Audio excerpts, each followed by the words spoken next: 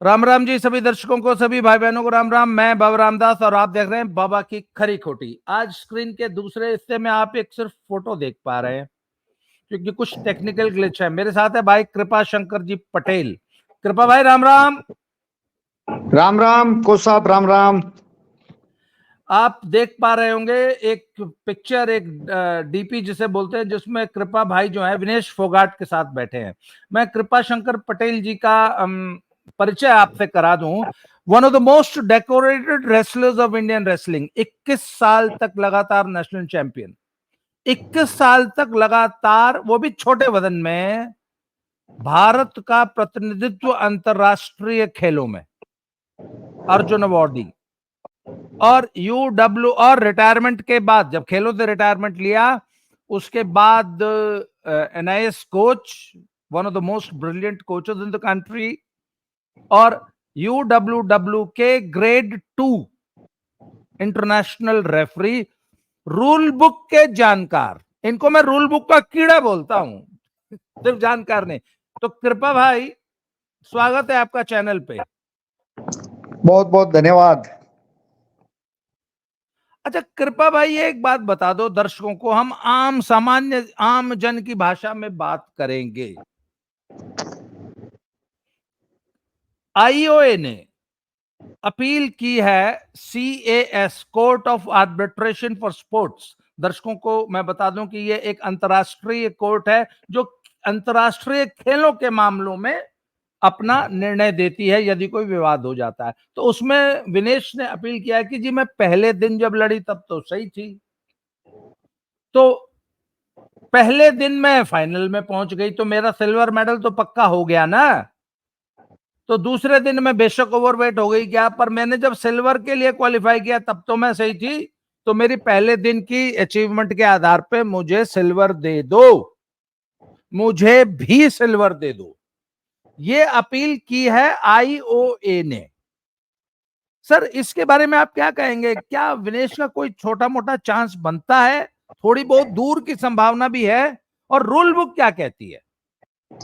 देखो, अगर हम रूल बुक्स की बात करेंगे ना, तो उसमें यूनाइटेड वर्ल्ड रेसलिंग के साफ नियम है कि पहले दिन का कंपटीशन और दूसरे दिन का कंपटीशन वो एक ही माना गया है, यानी कि वो कंपटीशन समय है, यानी कि अलग अलग उसको विधाओं में नहीं जोड़ सकते कि आपने पहला मुकाबला जीत लिया और दूसरे मुकाबले, आप पहले मुकाबले तक की रैंकिंग मांग रहे हो फिर आगे नहीं।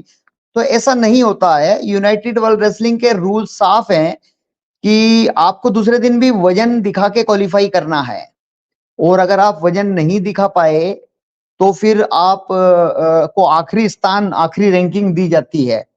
तो रूल्स के अकॉर्डिंग तो ये बात है, परंतु बहुत से पहलवान वर्ल्ड में इस बात का यानी मुद्दा उठा रहे हैं कि ये जो दूसरे दिन वजन लेने का प्रावधान है, जो फाइनल में पहुंच गए, उनका वजन नहीं लिया जाना चाहिए। इस नियम को थोड़ा बदलाव किया जाना चाहिए।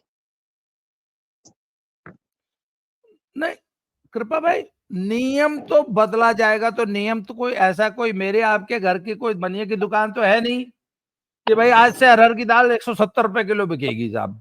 क्यों? हमने हमने डिसाइड कर लिया। सर, यूडब्ल्यूडब्ल्यू में भी नियम बदलने की तो कोई प्रक्रिया होती है, और सीएएस के कहने पे या किसी पहलवान के कहने पे नियम बदल जाएगा ऐसा तो है नहीं सर। और जब नियम बदल जाएगा तब देखी जाएगी। आज का नियम ये है, मैंने भी रूल बुक पढ़ी है सर। मैं दर्शकों को बता दूं कि मैं भी एनआईएस में, आपके ईश्वर के कृपा से मैं भी कोच रहा हूं सर। मैंने भी कुछ दिन एनआईएस में पढ़ाया है। रूल बुक को ज्यादा तो नहीं, थोड़ा बहुत तो मैं भी समझता हूं सर। तो सर, मैंने आज फिर रूल बुक जरा ध्यान से पढ़ी दोबारा आज सुबह।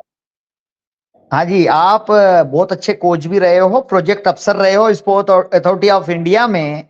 भारतीय खेल प्राधिकरण जो बहुत ही प्रतिष्ठित देश का सबसे बड़ी संस्था है खेलों की, वहां पर आप प्रोजेक्ट अफसर के रूप में भी आपने काम किया है, आपने टेक्निकल कोच के रूप में भी काम किया है, और हम बचपन से आपको देख रहे हैं, हम आपसे छोटे भी हैं, और अनेकों प्रतियोगिताओं में।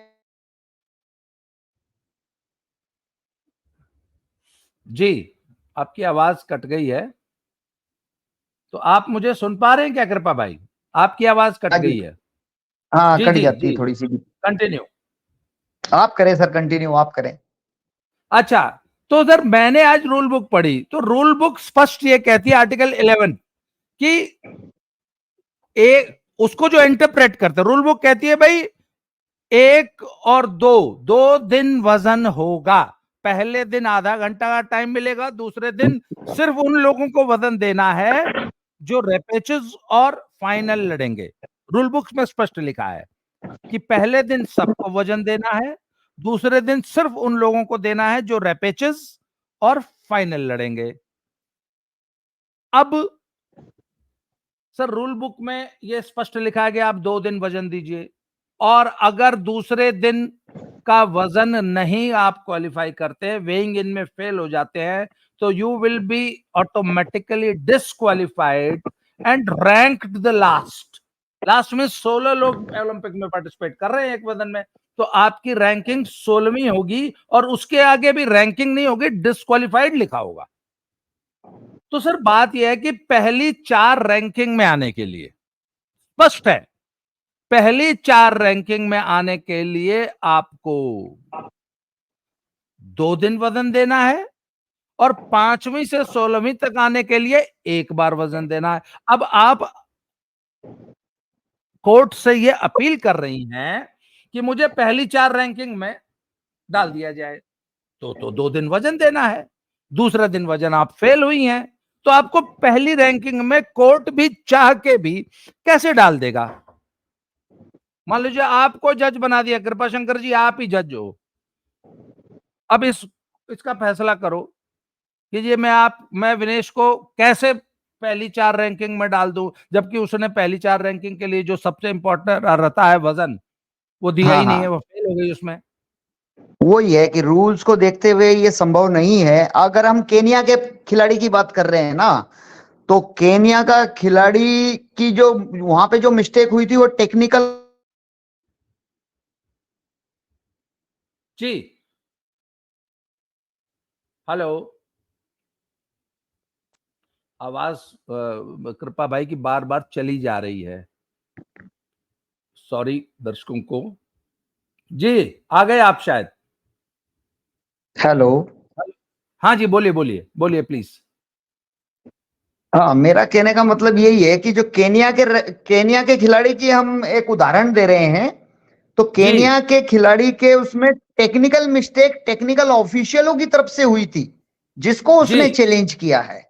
और जी, यहां पर हमसे खुद से ही वो यानी कि गलती हुई है, टेक्निकल ऑफिशियलों से नहीं हाँ हुई है। तो ये बहुत बड़ा अंतर है। तो इसको एक्सेप्ट करने की मुझे लग रहा है कि 99% उम्मीदें कम है, लेकिन भारत आस्था पे यकीन करता। जी। तो असल में कृपा भाई की आवाज बीच बीच में से आप कृपा भाई बात कर रहे थे कि भारत आस्था में यकीन करता है। देखिए, पर बात यह सर रोल कि होता है, जी भक्ति का भी रोल होता है, तो भक्ति करने में कोई बुराई नहीं है, कई बार बात बन भी जाती है, लेकिन उसके चांस बहुत कम है। सर, कृपा भाई, अभी मेरी आज ना ओपी यादव साहब जो हैं, जो चीफ कोच हैं एनआईएस पटियाला में, मेरे बहुत जी जी। पुराने मित्र हाँ हैं, हाँ। बहुत पुराने मित्र हैं, हमने एक साथ पहलवानी भी की है, एक साथ हम इंटरयूनिवर्सिटी भी लड़े हैं, फिर एक साथ एनआईएस में भी रहे। जी जी।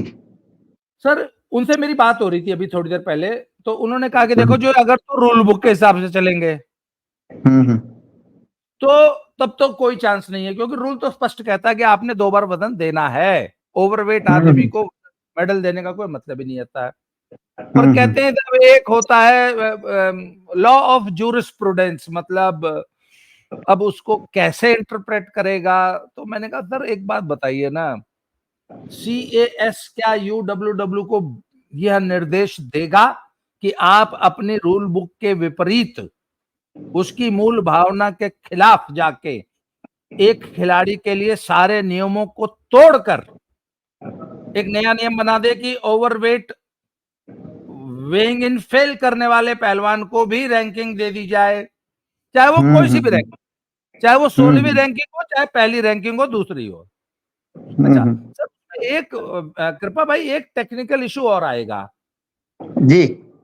सर टेक्निकल इशू ये आता है कि आपको याद होगा कि हाई जंप में पिछले ओलंपिक में 2 लोगों को गोल्ड दिया गया था, हम्म। पर फिर सिल्वर किसी को नहीं दिया था। करेक्ट, रैंकिंग तो रैंकिंग ही रहेगी। हाँ, और 2 गोल्ड 1 ब्रॉन्ज दिया गया था, सिल्वर किसी को नहीं दिया था।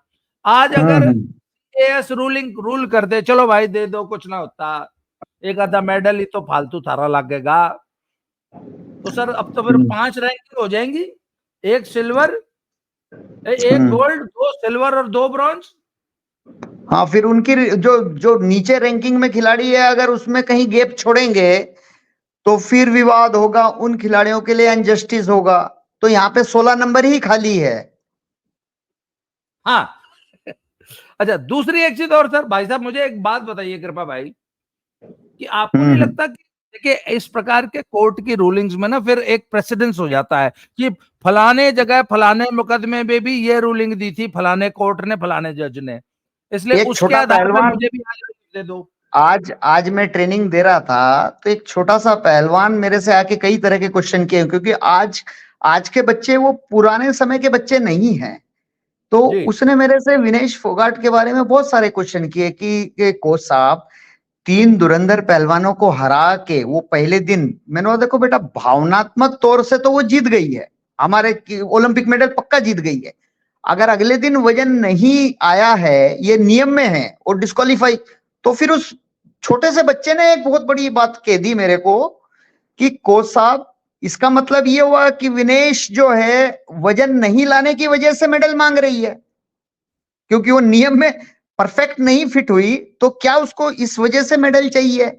मैंने बोला बेटा देखो, एक खिलाड़ी का बड़ा तप होता है, वो वहां पर विश्व चैंपियनों को हरा के फाइनल में पहुंच रही है, और वहां पे उसकी स्थिति बड़ी, यानी कि दिमागी स्थिति क्या रही होगी, शारीरिक स्थिति तो हम समझ रहे हैं, वेट रिड्यूस कर रही है। तो ये अलग अलग मुद्दों पे भावनात्मक तौर पर इस तरह के डिसीजन नहीं हो सकते हैं। यूनाइटेड वर्ल्ड रेसलिंग के रूल्स है, या तो यूनाइटेड वर्ल्ड रेसलिंग यहीं से रूल्स को बदल दे और मान ले कि ये रूल हमने गलत बनाया। पर यूडब्ल्यूडब्ल्यू ने जब रूल्स बनाए, तो ये इस चीज को देख के बनाए कि पहलवानों का स्वास्थ्य ठीक रहे, ज्यादा से ज्यादा वेट रिड्यूस ना करे, क्योंकि पहले एक दिन वजन कम करते थे और 3 दिन मुकाबले चलते थे, फिर वजन चेक नहीं होते थे, तो 10-10 किलो वजन कम करते थे, और पहलवानों के स्वास्थ्य के ऊपर यानी गलत असर पड़ता था। इस जोखिम को कम करने के लिए यूनाइटेड वर्ल्ड रेसलिंग ने सेम डे वजन और सेम डे प्रतियोगिता करो, ताकि अपनी हैसियत और अपनी औकात के हिसाब से वेट रिड्यूस करो, और अगले दिन की प्राथमिकता और जोड़ दी, और ये भी एकदम लागू नहीं किया, पहले ट्रायल बेस पे किया कि अगले दिन 2 किलो की छूट के साथ दिखाओ, फिर 1 किलो की छूट के, तो इस तरह धीरे धीरे करके अब पूरा दिखाओ भाई अगले दिन भी, ताकि आप अपनी हैसियत के हिसाब से वेट रिड्यूस करो। और ये जिम्मेदारी बनती है, उनके साथ में गए कोच है, डाइटिशियन है, जो उस पूरी टीम है, क्योंकि मैं समझता हूं आज विनेश फोगाट बहुत बड़ा नाम है। क्या विनेश फोगाट के कमर के ऊपर 2 थप्पड़ कोई कोच लगा देगा कि चल? क्योंकि साइकोलॉजिकल बहुत इफेक्ट होता है। आप, क्योंकि हमने वो लड़कियों के वजन कम करा है, मैं भी महिला कुश्ती टीम का कोच रहा हूं, मैंने कैडेट लेवल पर बच्चों को डरा भी देते थे, धमका भी देते थे, चिल्ला भी देते थे, 2 थप्पड़ भी पीठ पे लगा देते थे कि चल दौड़, वेट आना चाहिए, किसी भी हालत में वजन आना चाहिए। तो क्या ये परंपरा आज रह गई है? तो ये भी बहुत बड़ा कारण है कि उसको मनोवैज्ञानिक रूप से वेट रिड्यूस करने वाले का साइकोलॉजिकल बहुत वीक चला जाता है खिलाड़ी, तो उसको पुशअप करने के लिए, उसका मनोबल बढ़ाने के लिए, ताकि वो वजन लिया है, डराना भी पड़ता है, डांटना भी पड़ता है, प्यार से फुसलाना भी पड़ता है, ताकि वो वजन लिया है। तो ये किरदार किसी ने निभाया है वहां पर। अच्छा कृपा भाई एक बात बताइए, मुझे याद है आज से 35 साल पहले 1989 में आप इंटरनेशनल खिलाड़ी बन गए थे। आपके टाइम में तो एक शाम पहले वजन होता था और 3 दिन कुश्ती चलती थी। हेलो, आप मुझे सुन पा रहे हैं? हाँ, मैं सुन पा रहा हूँ, थोड़ा रुक रुक के सुन पा रहा हूँ क्योंकि नेटवर्क इशू हो रहा है। चलिए आपका कोई बात सवाल नहीं सर। मुझे मिल गया है कि एक दिन वजन होता था और फिर कुश्तियां होती थी। 1989 में भी दूसरे दिन भी वजन होता था। अच्छा। उस समय शुरुआत हो गई थी। मैं कैडेट लेवल पर लड़ा था। पहली एशिया चैंपियनशिप आयोजित हुई थी, तो उसमें मैंने गोल्ड मेडल भी जीता था। तो वो पहला अवसर था और ईरान के केडी मोहम्मद को हराया था, मुझे आज भी याद है। तो क्या सुन पा रहे हैं? सही या नेटवर्क हाँ, प्रॉब्लम बिल्कुल, है? बिल्कुल। हाँ, बोलिए, बोलिए। मुझे सुनाई दे रहा है। तो उस समय भी 2 बार वजन होता था, अगले दिन भी वजन लिए गए थे। फिर बीच में और नियम हर ओलंपिक के बाद बदल जाता है। अच्छा, कृपा भाई मुझे एक बात बताइए, 21 साल लंबे करियर में आपके सामने भी तो कभी ऐसी समस्या आई होगी जब वजन नहीं आया होगा? देखो, मेरा तो कभी ऐसा हुआ नहीं। मैं कभी डोप में नहीं आया, क्योंकि प्रतिबंधित मेडिसिन नहीं लेता हूँ। और ना ही मैं कभी मेरा मैं वजन में जिस वजन में खेला हूं और मेरा वजन ना आया हो, ऐसा कभी अवसर मैंने दिया नहीं, क्योंकि मैं उसका मैनेजमेंट ठीक रखता था। तो कई बार क्या होता है कि खिलाड़ी वजन जानबूझ के भी नहीं लाते हैं। कई बार खिलाड़ी फाइनल में पहुंचने के बाद भी रिक्शा पकड़ के भाग जाते हैं, क्योंकि वहां पे डोप वाले आ जाते हैं। डोप वाले, नेशनल एंटी डोपिंग एजेंसी और वर्ल्ड एंटी डोपिंग एजेंसी भी होती है। तो वो सोचते हैं कि भाई डोप का कलंक से बेहतर है कि हम डिस्क्वालीफाई हो जाएं। मैं यह विनेश की बात नहीं कर रहा हूं, आप अनावश्यक ना लें। क्योंकि नेशनल चैंपियनशिप के दौरान अनेकों केस हमने देखे हैं कि पहलवान फाइनल में पहुंचने के बाद मैदान छोड़ के भाग जाते हैं, क्योंकि उनको डोप नहीं देना पड़े। तो इस तरह की समस्याओं से जूझने के लिए ही ये नियम बनाए गए हैं कि आपको सेकंड डे भी वजन देना है, और फिर उसके बाद क्वालिफाई करो वजन दे के, और फिर आप मुकाबला करो, और वजन उतना ही घटाओ जितनी जरूरत हो। देखिए, आपने एक बड़ा सेंसिटिव विषय छेड़ दिया है और मैं ये मानता हूं कि अफवाहों का कोई सिर पैर नहीं होता। और इस वक्त विलेज में, ओलंपिक्स विलेज में और देश में क्या क्या अफवाहें चल रही हैं, इस पे मैं चर्चा नहीं करूंगा। I will wait for the right moment. मैं इस पे कोई टिप्पणी भी नहीं करना चाहूंगा, पर आपने एक बड़ा ज्वलंत विषय, एक बहुत बड़ी दुखती रग छेड़ दी है कि बहुत इतिहास में दर्ज है कि बहुत से लोगों ने फाइनल छोड़ दिया इसलिए कि उनको डोप में आने का डर था। मैंने तो सर ऐसा भी एक नेशनल चैंपियनशिप देखी है, जूनियर नेशनल थी, जिसमें आधे से ज्यादा पहलवान वजन देने के बाद छोड़ के भग गए, कुश्ती लड़ने ही नहीं आए। कि उनको पता चला गया कि नाडा की टीम आ गई है। हाँ, ऐसा नेशनलों में काफी हुआ, और अंतर्राष्ट्रीय स्तर पर, राष्ट्रीय स्तर पर अनेकों बार हुआ है कि जहां पहलवानों के वजन नहीं आए और सरकारी नुकसान हुआ, उनको अपने खर्चे पे भेजा गवर्नमेंट ने, गवर्नमेंट का नुकसान हुआ, और बगैर खेले वो घूम फिर के आ गए और प्रतियोगिता नहीं खेल पाए क्योंकि उनका वजन नहीं आया। तो ये ओलंपिक में विनेश के साथ हुआ, इसलिए हम सबके संज्ञान में इतना बड़ा मुद्दा बन रहा है। तो वजन नहीं आना कई बार ऐसी स्थिति में खिलाड़ी का हो जाता है, लेकिन जी, आवाज फिर चली गई है। तो ये आम बात है, वजन खिलाड़ी का ना आना कॉम्बैट स्पोर्ट्स में, वेट कैटेगरीज में, ये कोई पहली बार घटना नहीं हुई है। It is very very very common. Her competition में ऐसा एक दो बार जरूर होता है कि किसी खिलाड़ी का वजन ना आए। हेलो। हाँ जी, जी, बिल्कुल आप सही कह लौट रहे हैं आए। आप, बिल्कुल सही कह रहे हैं। जी। मैं आपकी बात से पूर्णतः सहमत हूँ कि अनेकों प्रतियोगिताएं हुई है और होती रहती है, जिसमें खिलाड़ी अपनी क्षमता से ज्यादा वजन घटाते हैं और उन खिलाड़ियों के वजन नहीं आ पाते हैं। अब लोगों के लिए तो यूं है कि 100 ग्राम कुछ भी नहीं है, लेकिन जब आप 7-8 किलो वजन कम करके लाए, फिर वो जो वजन अटक जाता है, जब आपका थूक भी नहीं आता है, पसीना भी एक बूंद नहीं निकलता है, डिहाइड्रेट हो जाता है, चलने की शक्ति नहीं रहती है, और उस समय 100 किलो भी 2 किलो के बराबर होता है। अच्छा, मैं ना आपको एक बड़ा मजेदार इंसिडेंट बताता हूँ, मेरी आंखों के सामने की घटना है। आपको तो मालूम है नेशनल चैंपियनशिप में रेलवे की जो टीम है वो टीम चैंपियनशिप उठाती है, आमतौर पे ज्यादातर 90% वही उठाती है, और कितनी मारा मारी रहती है टीम चैंपियनशिप। तो मुझे सर एक बार अच्छी तरह याद है, I think it was Ghaziabad nationals इन 1982, मुझे अच्छी तरह याद है।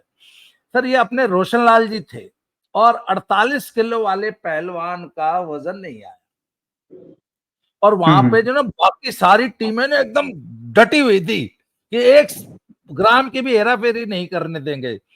तो सर हम्म करते करते करते करते सर पूरी कोशिश कर ली, और वो 48 48 या 52 का, ऐसे कुछ 52 था शायद, मुझे नाम याद नहीं है हम्म पहलवान का। तो सर उसका वजन नहीं आया, और सर रोशन लाल जी ने वही वेइंग इन पे ही 5-7 झापड़ मारे, गालियां दी कि तेरी वजह से हमारी टीम की चैंपियनशिप खतरे में पड़ जाएगी, क्योंकि तो now you are not, railway की team is not participating in the national championship. तो सर आपने जो बताया ना कि कोचेस जो है बहुत पूरा प्रयास करके हर खिलाड़ी का वजन लाने की कोशिश करते हैं। जी, तो कृपा भाई आपकी आवाज नहीं आ रही है, मैं दर्शकों से क्षमा चाहूंगा कि आज ये कुछ नेटवर्क का ग्लिच है। अब हमारे नेटवर्क में प्रॉब्लम है या स्ट्रीम यार्ड में कोई प्रॉब्लम है कि ये बार बार आज नेटवर्क भी जा रहा है, और इवन कृपा भाई की वीडियो तक नहीं हम आपको दिखा पाए, उनका चेहरा नहीं दिखा पाए। तो और कृपा भाई की आवाज अब फिर आ गए आपका? जी मैं आ गया हूँ। और चेहरा तो मेरा देख सकते हैं फोटो में, विनेश के साथ बहुत अच्छा फोटो मेरा नजर आ रहा है। जी जी जी 2009 से मैं विनेश को ट्रेन कर रहा हूँ। बहुत ही प्रतिभा वाली खिलाड़ी है विनेश, और उसने बहुत सारे मेडल जीते हैं, दुनिया के सारे मेडल जीते हैं। एक सिर्फ ओलंपिक का मेडल रह गया, और तीनों ओलंपिक में मेडल जीतने की संभावनाएं थी, लेकिन बस किस्मत ने साथ नहीं दिया। गलत वजन घटाने की रणनीति काम नहीं आई तीनों ही ओलंपिक में। अच्छा सर, मुझे आखिरी एक सवाल आपसे पूछ रहा हूं, क्योंकि ये इस विषय से जुड़ा हुआ है। आप चूंकि एक फर्स्ट हैंड एक्सपीरियंस वाले खिलाड़ी हैं, इसलिए पूछ रहा हूं, आपका नेचुरल वेट कितना रहता था और आप किस कैटेगरी में लड़ते थे, और आप आमतौर पे कितने किलो वजन घटा के अपनी वेट कैटेगरी में आते थे? देखिए अलग अलग, मैं बहुत लंबे समय तक कुश्ती का प्रदर्शन मैंने किया है, और वेट कैटेगरी हर ओलंपिक और हर 2-4-5 साल में वेट कैटेगरी भी बदल जाती है, रूल्स भी बदल जाते हैं। तो वेट कैटेगरी चेंज करता रहा मैं, और लगभग 5 से 6 किलो वेट में घटाता था जब वो एक ही बार वेट होता था, 2 बार का प्रावधान नहीं था। जी, और फिर जब एक बार का प्रावधान आ गया तो कम से कम 3 किलो का मार्जिन रखते थे, इससे ज्यादा नहीं। जब 2 बार का प्रावधान आ गया तो 3 किलो? जी, एक बार का प्रावधान आ गया तो 3 किलो। जब दो दो एक ही बार का प्रावधान था कि एक ही बार वजन लेना है, तो उस समय ज्यादा वजन घटाते थे। जब सेम डे वजन और सेम डे प्रतियोगिता होने लगी, तो ज्यादा से ज्यादा अपने मूल वजन से 3 किलो वजन तक का ही मार्जिन रखते थे। अच्छा, अब अगर आज अगर 1 मिनट, आज अगर आपको कुश्ती लड़नी होती है और आपको मालूम है आज भी वजन देना है और कल भी देना है, अगर आप वन डे में उसी दिन कुश्ती है 2 घंटे बाद, तो 3 किलो का मार्जिन रख रहे हैं। अगर आपको यह भी पता हो कि कल भी वजन देना है, तो क्या आप उस 3 किलो के मार्जिन को और कम करते? अजीत भाई, अभी अभी मैंने यूनाइटेड वर्ल्ड रेसलिंग का जो इंटरनेशनल कोचिंग कोर्स होता है, उसमें इस जी जी अध्ययन को समझाया जाता है कि वेट रिड्यूस के कितने खतरनाक प्रभाव पड़ते हैं शरीर के ऊपर एक लंबे समय में जाके, जो लंबे समय तक इस प्रक्रिया से गुजरते हैं। जी, आपकी आवाज फिर चली गई शायद। हेलो? तो वेट रिडक्शन के भयानक दुष्प्रभाव जाना शरीर पर। चाहिए। जी जी। हेलो?